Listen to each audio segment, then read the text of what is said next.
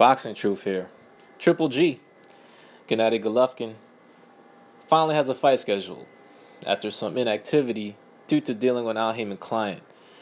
Some long, dragged out negotiations, what gives the impression that Danny Jacobs just wasn't really jumping at the chance at fighting Golovkin. But the fight is done, signed, sealed, and delivered, taking place on March 18th at Madison Square Garden, where it should take place, as that is the best venue where the most money can be generated for both fighters. It only makes all the sense in the world for that fight to take place at Madison Square Garden, considering Golovkin, the last time he appeared at the Garden, he sold the place out.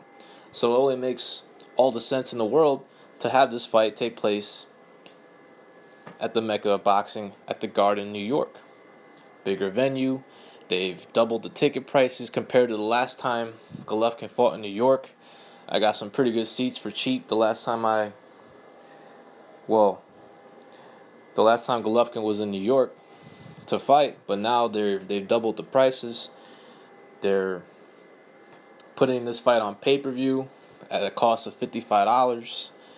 But I'm hearing there's going to be a decent undercard. K2 and the other parties involved are going to put in a quality undercard to get the most, for fans to get the most bang for their buck in purchasing this pay-per-view, as the majority don't see it as a pay-per-view fight. But that was the necessary evil to make this fight happen. Unfortunately, boxing fans, this fight would not have happened had it not took place on pay-per-view. That's the only reason why it was pushed back. In order for both parties, when it comes to this fight, to get a date, a pay-per-view slot from HBO, put it in a time frame where they wouldn't put a pay-per-view right before the holidays. They could have fought on December 10th, but the license fee HBO provided wasn't enough for Jacobs' team to bite. They wanted more of an incentive to take the fight, a bigger purse, and they felt pushing it back to March was the best option in order to get the best possible purse. In this case, pushing it back a few months, fighting in March on HBO pay-per-view. And as a result, Danny Jacobs, congratulations. You're going to get your career high payday. You get a chance to fight Gennady Golovkin and challenge him for all 3 belts. But that's all you're going to do. You're just going to challenge him. This is going to be nothing more than a glorified showcase fight for Triple G. Triple G's about to Pirog Danny Jacobs, and Triple G ain't going to get no props for beating Danny Jacobs. That's just the reality situation. The Golovkin haters, the detractors, they don't know what to do. They're kind of upset, disappointed that this fight is taking place. And once Golovkin knocks Jacobs the fuck out, the excuse is going to come rolling in. They're just going to say that Golovkin is just fighting bums. He's knocking out dudes that have already been knocked out before. But Danny Jacobs is a good opponent for Gennady Golovkin. He is a legit middleweight. He is the number 1 contender for the WBA strap that Golovkin holds. Super title. He's coming into the fight with some momentum, 12 straight knockouts. He's displayed some punching power his past few fights. He's a solid, strong, durable, good power. He's a good boxer too. He's got a good pedigree.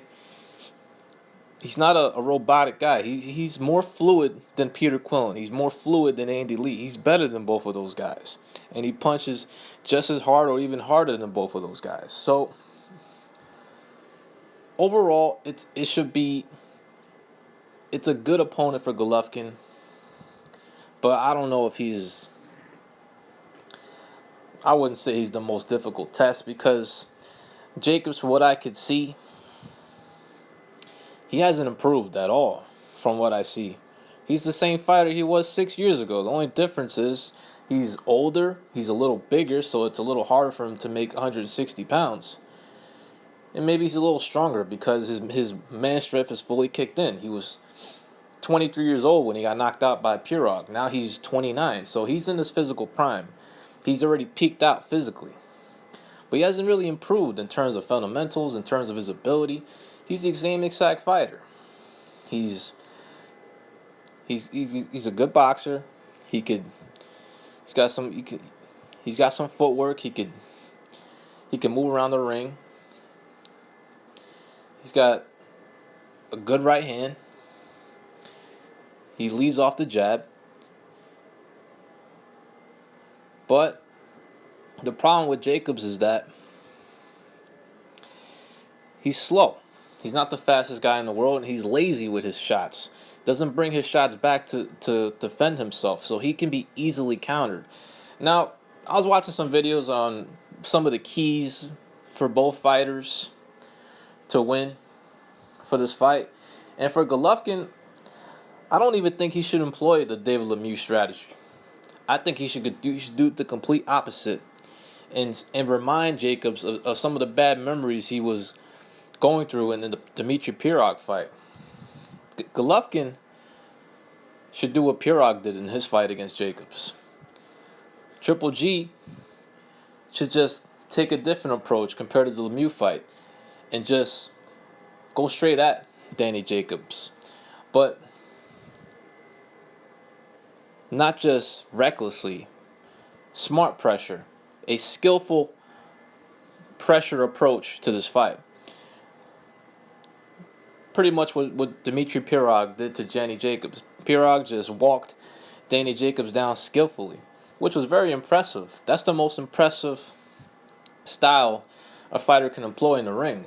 When they walk you down, but in a skillful approach. They're moving their head. They're slipping your shots. They're countering. They're coming on an angle. They're not just squared up in front of you. They're always at an angle and always in position to punch you, which is what Golovkin is really good at. Now, Golovkin's footwork is subtle, but if you watch very closely, he's not always directly in front of you. He's on an angle. He's on the side. He's constantly moving his feet to get into position to punch you, to where it's hard for you to counter him or go at him, but he's always in position to punch you because he's constantly shifting or moving his feet either to one side or another angle to another angle. He's always in position to punch you. He's got really good footwork coming forward, skillful footwork. He's got really quick feet as well. He's very fast with his feet. His feet are faster than his hands. His feet is what makes him very dangerous because he's always in position to punch you. He's always a step ahead of you when he's in his aggressive counter punch style. And that's the perfect style to beat Danny Jacobs because Jacobs is lazy with his jab sometimes. He can very easily be countered. And he was constantly getting countered in the fight against Dmitry Pirog. You can go to his body. You can back him up against the ropes. And that's the style Golovkin should employ in this fight. He should show more respect to Jacobs' power for sure. He can't just do what he did against Brook. He didn't respect Brook's power, which is why his defense was shitty in the fight because he wasn't worried of anything coming back. But in this fight against Jacobs, he's got to be a lot more defensively responsible. And Golovkin's got good defense when he wants to use it, but when he's in with opponents he doesn't respect, he just gives the fans a show, lets the other guy hit him a few times. But just it gives the fans and it gives a lot of his haters the impression that his defense sucks, but that's not the case. He's got really good head movement. He knows how to place his feet in a position where he's always in position to punch you. He's a very good counter puncher, and that's going to be Jacobs' ultimate demise. I envision Jacobs employing the boxing strategy on his back foot, but honestly, he shouldn't fight like that. He needs to go at Golovkin, go get inside, try to land the right hand. If he's just going to let Golovkin walk him down in a skillful approach, he's just going to get Dmitry Pirog all over again. And that's the problem. He's got power, he's got some ability, he's a good fighter, but there's a lot of flaws. Defensively, he can be countered very easily, and his chin ain't the best in the world. And ever since he got Dmitry Pirog 6 years ago, just look at the opposition. He's been fighting heavy bags, guys that don't provide resistance, guys that don't, to where Jacobs doesn't even have to slip a jab in some of the opponents he fights. He's gonna be getting a lot of resistance against Golovkin, a lot of pressure. And another thing about Jacobs is he likes to fight at a certain pace. Doesn't like to be pushed. He doesn't strike me as a guy that's in the best condition. He doesn't display the best conditioning for a fighter. Likes to fight at a certain pace, and if he's getting over pushed, then he can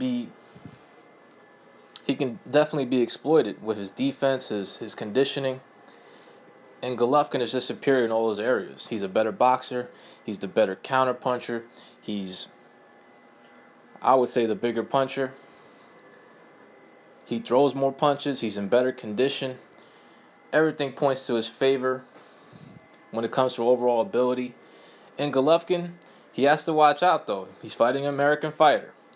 He's fighting an Al Heyman client on the HBO platform, of course. So it's in the best interest of Golovkin to not leave this in the hands of the judges. And I'm sure Golovkin is he's not gonna let what happened to Kovalev happen to him. He's gonna make sure that his two hands are gonna be the judges, and that he's just gonna make sure to go in there and knock Jacobs the fuck out, which he should. He should knock Jacobs out. He should try to one up Dmitry Pirog's performance. Try to get even a better performance. Maybe even ice Jacob within 3 rounds. But it should be a good action fight for how long it lasts. I would suggest Golovkin be more aggressive, take the more skillful walk you down type approach instead of just boxing and using his jab. He can use his jab, but coming forward. And it'll depend on how Jacobs fight. If he tries to box Golovkin, it's just a matter of time before he gets iced. If he tries to go for broke and dares to be great and tries to knock out Golovkin, then maybe he has a chance. But either way, Golovkin's going to catch Jacobs on that chin, and it's going to be night-night. And Jacobs going to get Dmitry Pirog all over again on HBO pay-per-view. But y'all let me know what y'all think. This is Boxing Truth. I'm out.